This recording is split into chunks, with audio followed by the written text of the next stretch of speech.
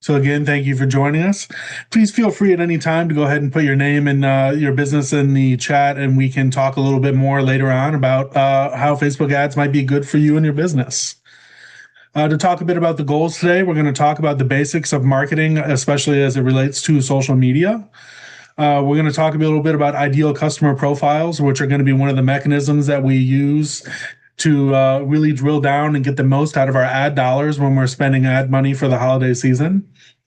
We're going to try to develop an ideal customer profile and kind of go through what it looks like to develop one.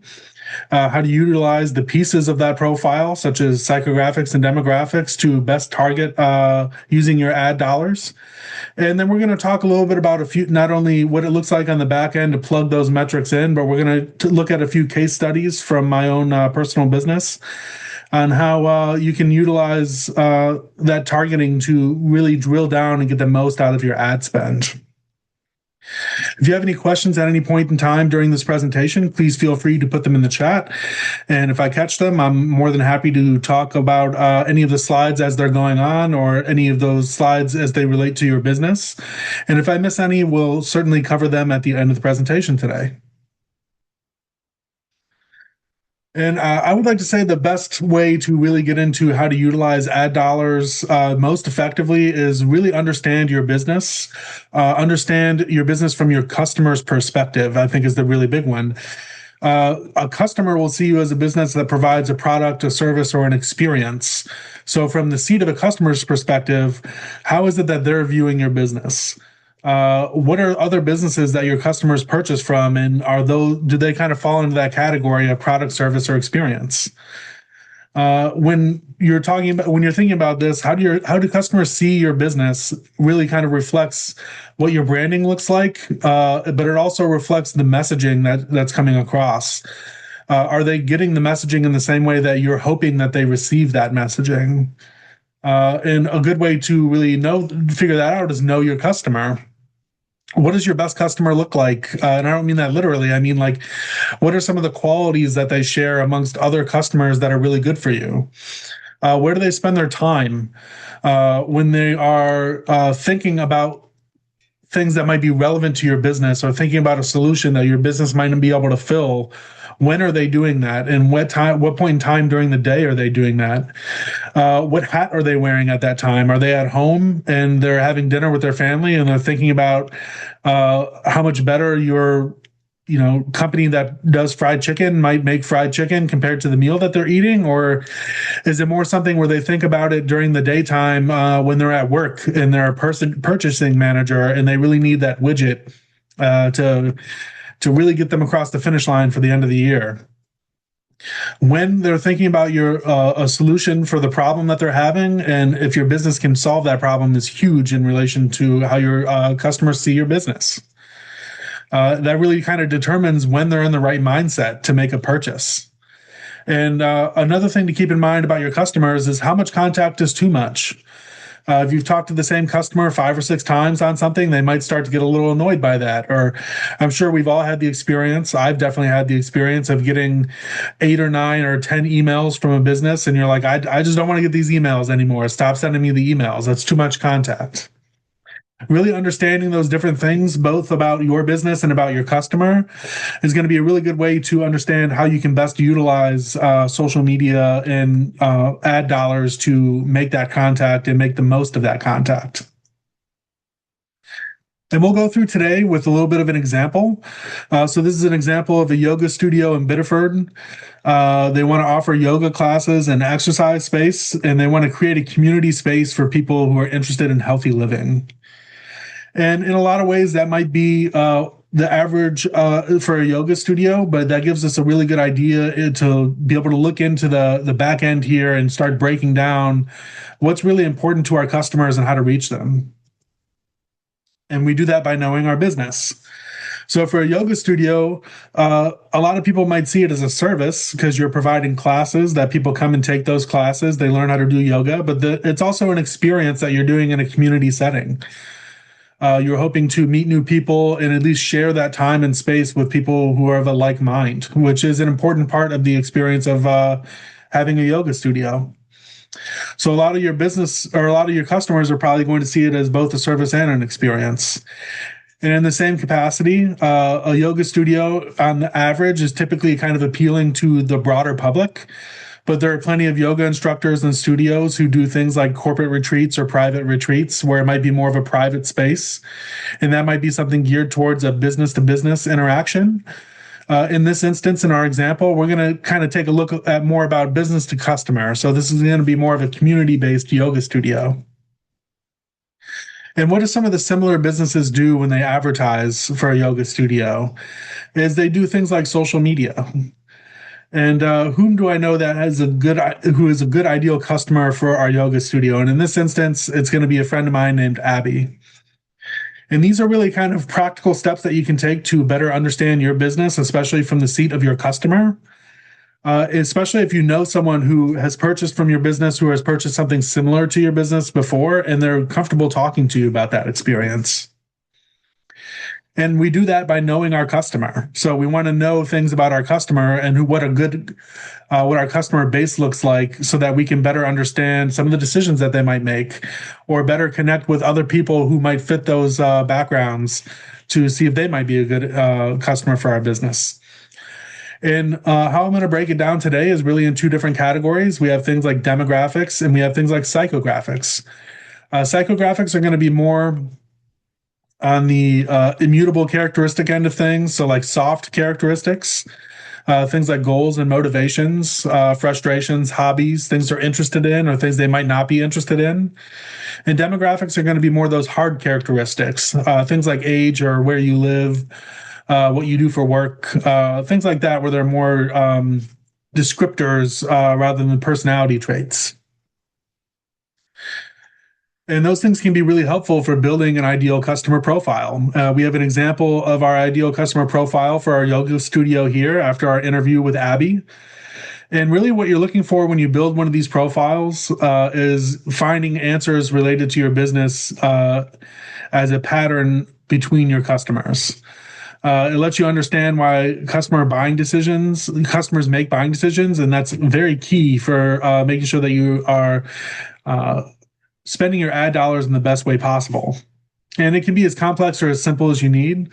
With this ideal customer profile, we just decided to get some background information on our friend Abby. She's a woman, 25, no children. She listens to the radio when she drives to work.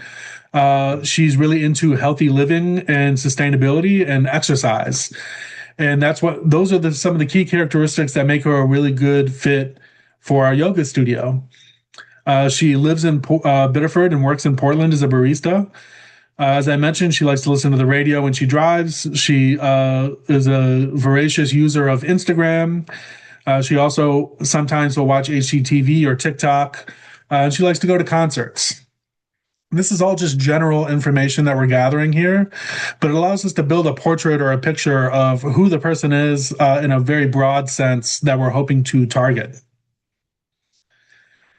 And in many ways, this can be, as I mentioned, as complex or as simple as you need. So there are more complex than these one-pagers, and you can even get into doing things like writing an essay background for an ideal customer profile. But really what it comes down to are what are the usable metrics that you'll be able to take away and then use later when you're doing targeting for meta ads, specifically in this example.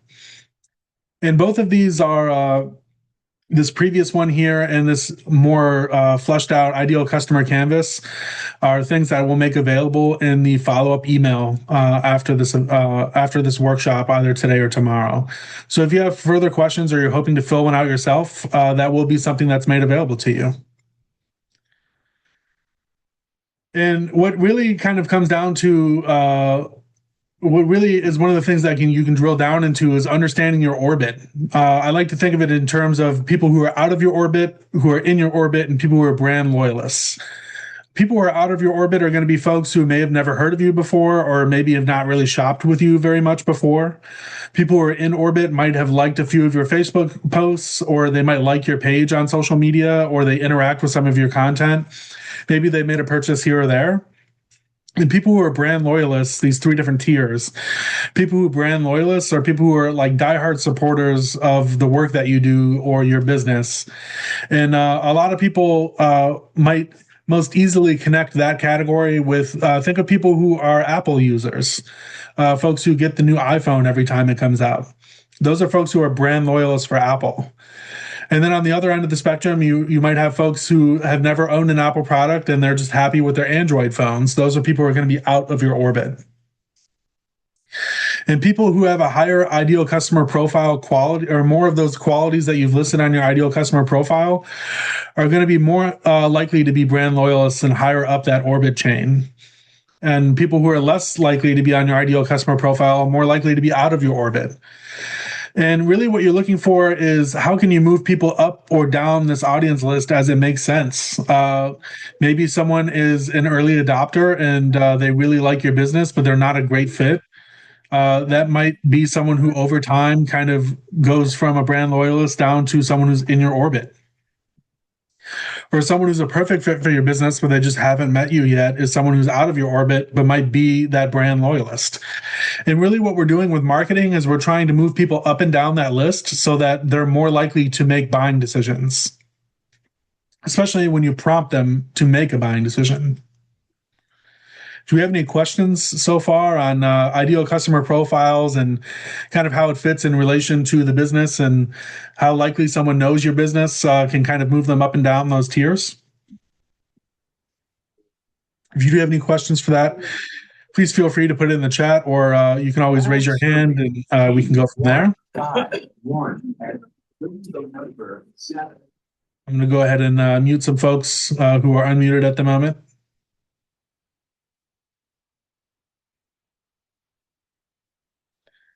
All right, and the best way to do this is really to speak to your audience. When you're speaking to your audience, there are a few things that I would recommend keeping in mind. When you're marketing, you want to make sure that you're aware of all of your audiences at once. What that looks like is your brand loyalists might understand an inside joke that you have with some of your regular customers, and someone who's out of your orbit might not understand that inside joke. And that's totally okay. It's okay to have those kinds of inside jokes. It's okay for not every marketing piece to be for everyone. But you will want to be aware that there are other people who will be seeing that post, and at least make it so that it makes a little bit of sense to them when they do see that post. Another thing you can do when you're speaking to your audience is encourage them to move up that audience list. Doing things like join a mailing list, liking a social media page, or stopping in for an event that you have is a great way to do that and to kind of build that rapport with your audience and make them more and more likely to, in the future, make more buying decisions with you. And one of the big pieces of advice that I like to give with this workshop is when you're responding to online reviews, especially negative online reviews, respond as if you're responding to everyone and not the person who left that review. What's really going to be key there when you're responding to reviews is the person who reads that review in 6 months to a year and how they're going to feel about your response, more so than the person who left that original negative review in the first place. I can almost hear the thoughts flowing right now. All this information is great, but really, what am I supposed to do with it? What platform am I supposed to utilize this on? And how does it make sense? How do I make it make sense? Well, a big part of that is, can you envision your ideal customer being on that platform? Can you envision your ideal customer sitting down after work and watching television? Or are they more someone who's going to scroll through TikTok? Is your ideal customer someone who's going to spend their break at work scrolling on their phone, or are they going to be doing something else? Are they going to be listening to music? If they're listening to music and that's how you want to connect with your customer, what's the best way to connect with them? Is it on the radio or is it on a streaming platform? And in other ways, can you envision your brand on this platform? While it may feel really good to see your brand on the TV for a TV commercial, is that something that's really going to make sense? Are you going to make your return on investment investing into that TV commercial by the customers that see it and reach out to you? And one of the best ways to do that and to pick a platform isn't to listen to what a professional has to say. One of the best ways to do that is really, while a professional can help, talk to your customers. Talk to someone who's a good fit. If you have someone like an Abby for our yoga studio example, Don't be afraid to ask them, hey, do you ever get on Facebook? Is that somewhere you spend any amount of time looking at stuff? Where do you spend your time? Like in your free time, what are you engaging with? What are you doing? And that's really a good way to understand whether or not a marketing platform is going to be a good fit, especially if you get several of those opinions from ideal customers. If multiple of your customers tell you that they spend a lot of time on TikTok, that might really be an avenue that you want to explore. You might be able to find more ideal customers that way. Another thing to keep in mind and to consider when you're thinking about doing social media is organic versus paid platforms. A part of what we're going to be talking about at the end of today's session is how you can utilize your ideal customer profile for paid social media ads. But you can also get a lot out of organic social media posts, which is just going on and doing a regular social media post without spending money behind it. An organic platform is something that's usually going to be low cost or free. Typically requires more of your time for execution. You typically need a deep understanding of how to connect to the ideal customer profile, and it's really good for a long-term strategy. You also see this in the form of putting up flyers around the community. That's a really popular way to organically reach customers, or going to networking events and just shaking hands and meeting people.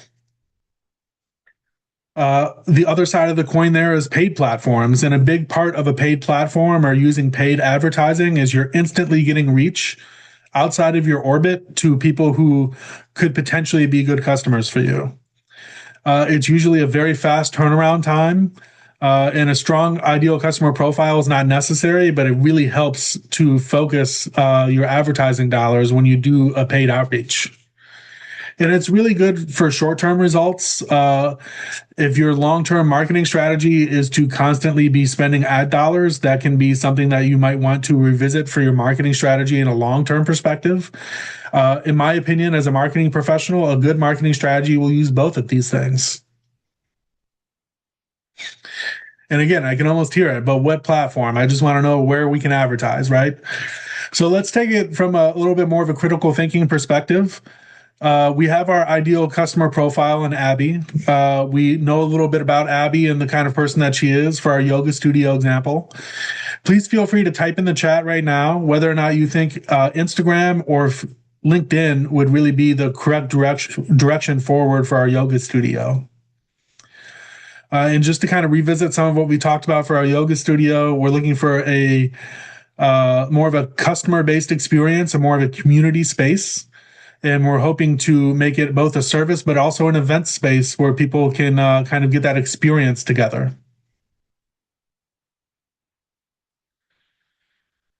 Do we have any guesses in the chat? Is anyone willing to take a guess on this?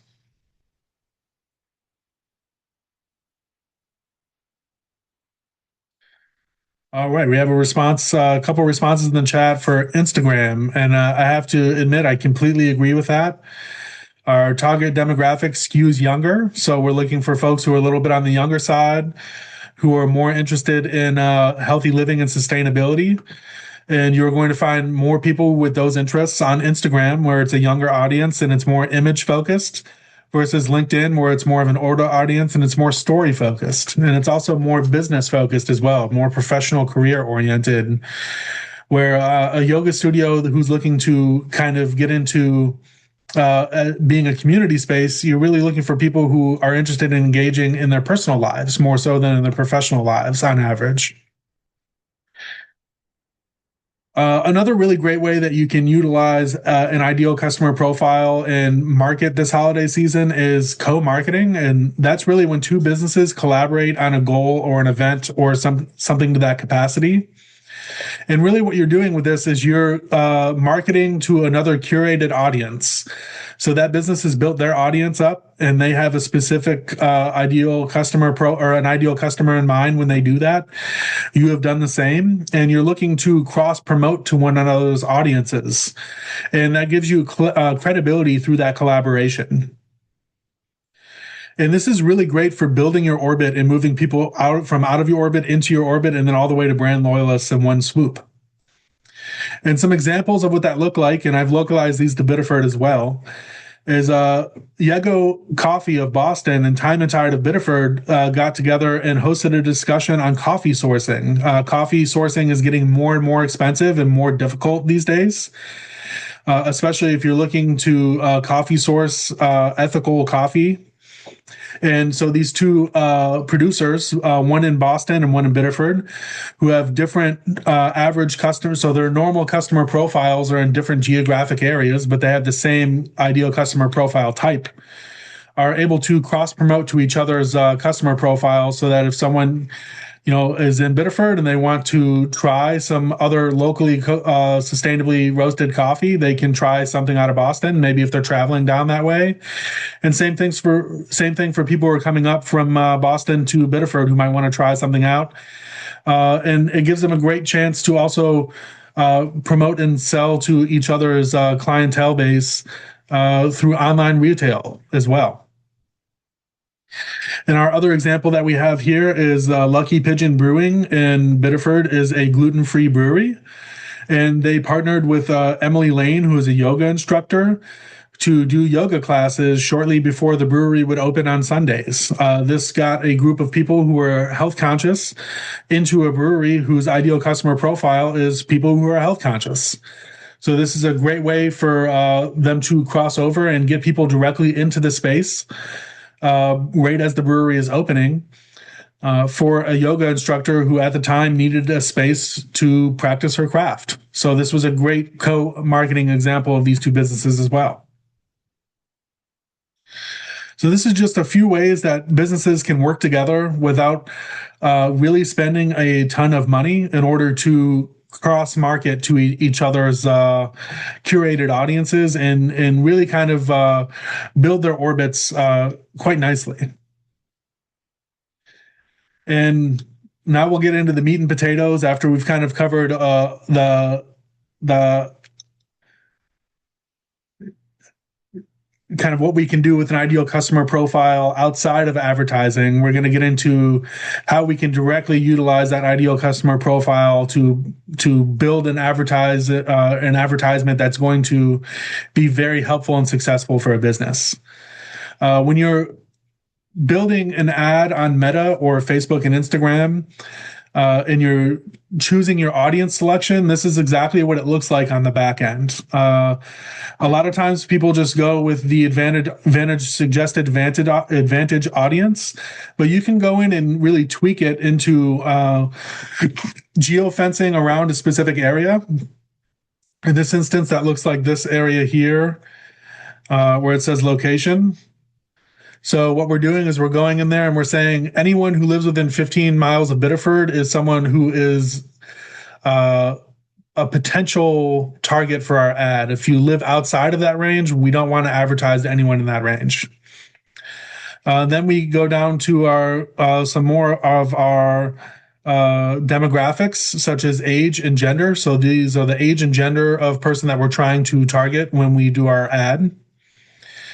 And then we have on people who match here, this is going to be more psychographics. So in our research, we found, obviously, we're looking for people who are interested in yoga and hot yoga, but we're also found that a lot of our customers come to our yoga sessions with an iced coffee. So we want to cross-reference with iced coffee for our ad to make sure we get the most out of our ad spend. And as you can see around the bottom, we're pulling these directly from our ideal customer profile, demographics in blue and psychographics in red. So this is how you can use that built-up ideal customer profile specifically to get better ad targeting on Facebook and Instagram. And just to give an idea of real-world examples for this, as I mentioned, I own a marketing company, so I have a few clients where I do Meta ads. And this is a $100 ad results for Meta ads for an art walk. So we were promoting an art walk, and what we were trying to do is drive people to a gallery for an art walk event. And you can see here with link clicks, let me go ahead and annotate that.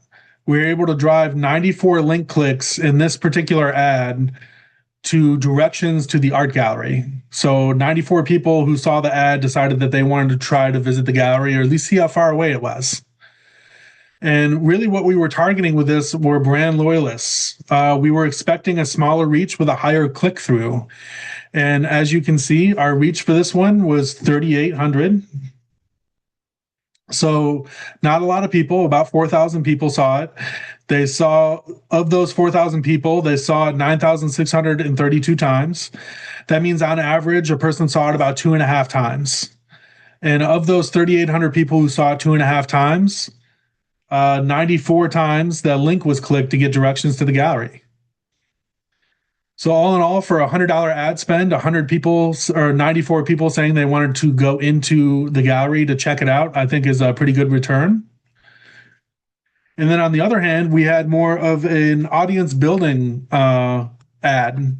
So the goal behind this was to loosen it up a little bit rather than people who are just in our brand loyalist category. We were looking for people who were in our orbit. So it has a much higher reach, but smaller click through. You can see in this ad, 40,000 people saw the ad. They saw it on average, or they saw it 57,266 times. That means on average, someone saw the ad about 1.3 times, 1.4 times, somewhere around there. And of those people, of the 40,000 people who saw the ad 1.4 times, 64 of those people clicked on the directions to get to the gallery. And that kind of shows how paying attention to the audience can really make a huge difference when you're doing a targeted ad like this. Just by really narrowing it down to the people who are most likely to click on our ad and go to the gallery for the art walk in this particular event, we were able to see 30 more people click while reaching less than 10% of the audience of the other ad. So in many ways, the ad on the left was very successful at driving people in, but the ad on the right was very successful in getting people to move up our list from out of our orbit to in our orbit and get to know us a little bit better and maybe come and try us out. Do you have any questions so far on these two ads? I have another case study as well that we're going to go over next, but I just wanted to touch base on this and see if we have any questions on kind of how that ideal customer profile can really help drive that ad response. Hello, I have a question, please. I wanted to find out how the $100 was spread out. Was it like $1 a day, $5 per day, or all in one day? Yeah, so these were both across 7 days. So it was $100 across 7 days for these two particular ads. Okay, thank you very much. That's a good question. The next one that we'll be looking at here, it was across 10 days. As it was an art walk event, I wanted to try to make it as close to as possible around the art walk event itself to get the best results that we could for that. But this next one was across 10 days, and it was more kind of an exploratory check to see whether or not the business owner wanted to basically find out whether or not running ads was right for them. And this was a single ad that ran for 10 days for $100. And with this particular ad, we were trying to drive people to an online ordering platform for a restaurant. And we were able to have this ad seen by 7,000 people. They saw it 12,258 times. So everyone saw it about 1.8 times. And of the people who saw this ad, 257 people clicked on the online ordering platform to see the menu. And of those people, 230 people looked through the menu. So for $100, we were able to get 230 people to look through the menu and potentially place an order for this restaurant. And I would say that this was a pretty good outcome for what we were looking for. It really depends on your total check size for a restaurant to see whether or not this makes the most sense. But I think in a lot of ways, this was very successful for this client. And this really kind of comes down to we were really hammering down and focusing on that ideal customer profile and the people who were very high up on that tier in the brand loyalist category. Do we have any questions about our case studies here today?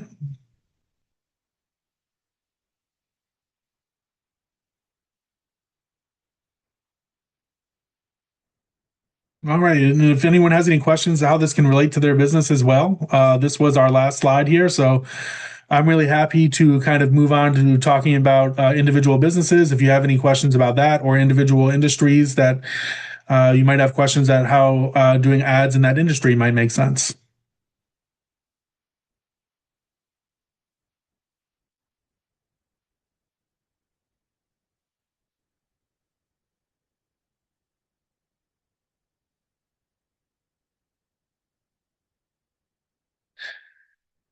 All right. Well, I'll stay here for a few minutes in case folks do have questions they might be typing in the chat.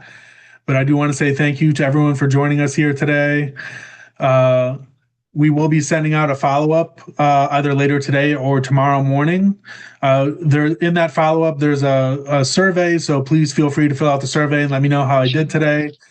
And of course, you can always Hi. follow up with a Oh, Score Mentor. Score Mentors are absolutely free, and the easiest way to get a Score Mentor is just go to score.org and click on Find a Mentor. okay. Apologize for interrupting. Can I still ask a question or are we done? Oh yeah, yeah, of course.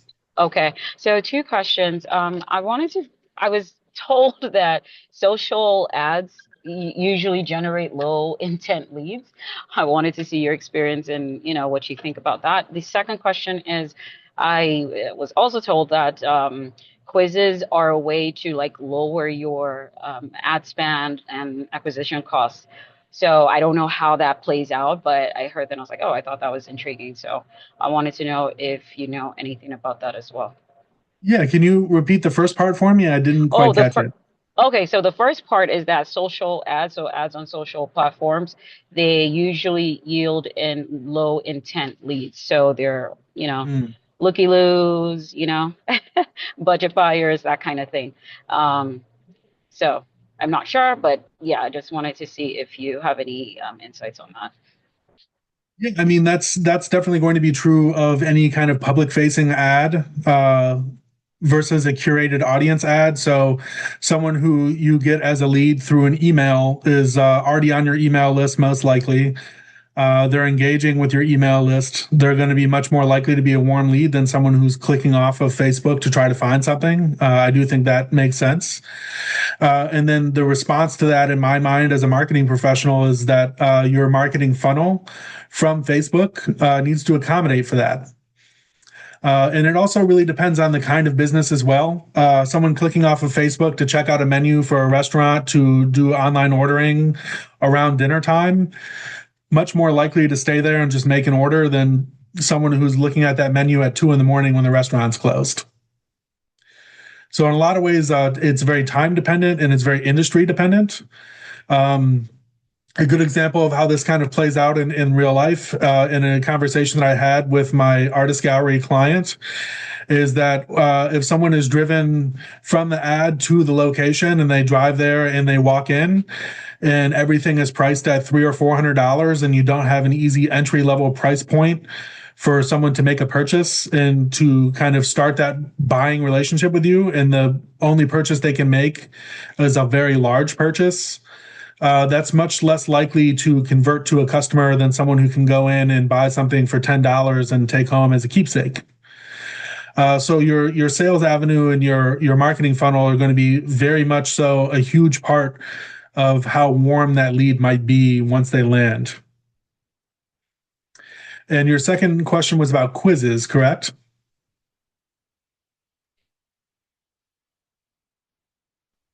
Yes, like how that affects like cost per lead or yeah, click or whatever. When you say quizzes, do you mean like quizzes in Facebook? I believe it was Facebook because the person I was talking about this was doing stuff on Facebook. So I want to say yes. Yes. I have to be completely honest with you. If there is a quiz function on Facebook, I'm unfamiliar with it, and I would rather not say anything than say something that's just blatantly wrong. From that perspective, I'll probably have to pass on if Facebook natively has quizzes. The concept of using quizzes in order to kind of generate interest is something where people who are warmer leads are more likely to reply to that, especially if there's an incentive like X% off or $5 off your next order or something like that. So, in a lot of ways, that could be a very helpful marketing tactic.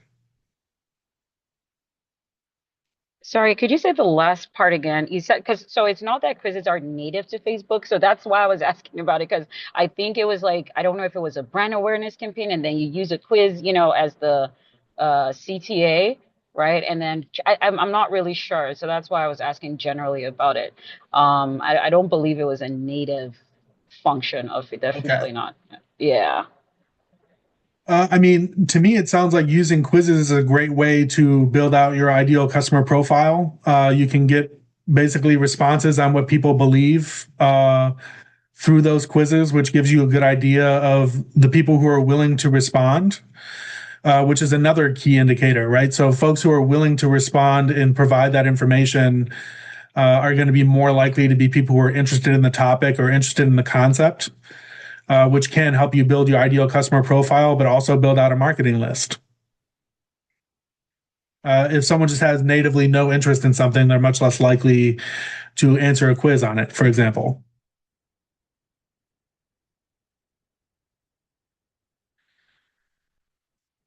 We also had a question here in the chat.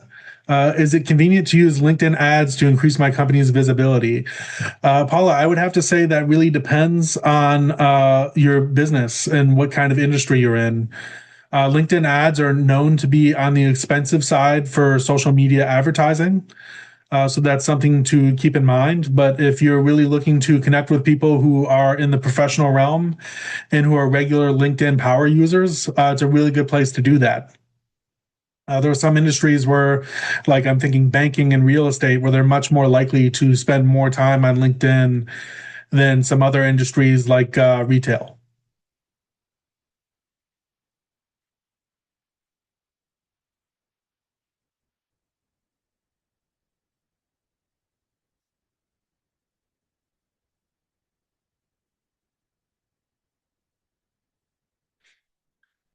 Yeah, many ads let you run. Many platforms let you run ads. You can even run ads on Hulu, Spotify. Some of the streaming platforms as well have platforms that are now more open to the public. And what I mean by that is smaller businesses can run ads on those platforms rather than having to contract with a large agency that has a contract with those platforms. So, don't be afraid to think of things like iHeartRadio or Spotify or, even YouTube if you think that would make sense for your clientele.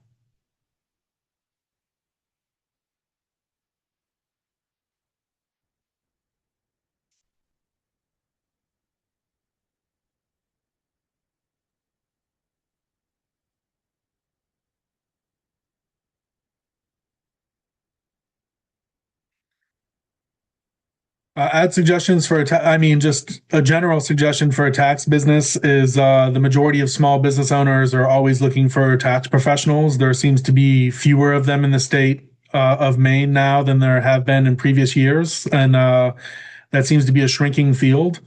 So, targeting folks who have slightly more complex taxes than a 1040 would probably be good. Contractors, people who do side work, even anything like that, and building a profile off of that.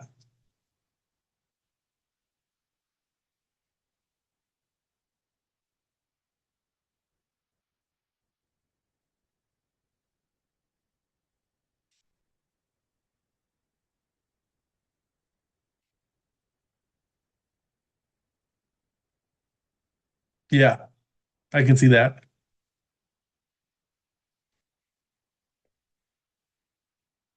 Well, if we have any other questions, I will have my email address in the follow-up email that you will receive. Oh, it looks like I got one last question in here that I will answer before we hop off today.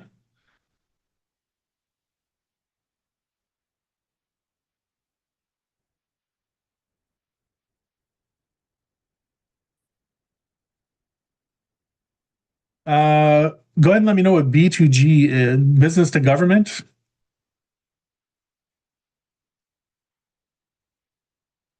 Okay. So one of the issues with business to government is they all have to go through, or the majority of the time, they have to go through proposal processes. So a lot of times it's more looking out for requests for proposals. That's not always the case. So I've never done a ton of work with government contracts before, so I'm a little hesitant to give specific advice. Uh, my guess is a lot of it would have to run through requests for proposals, though.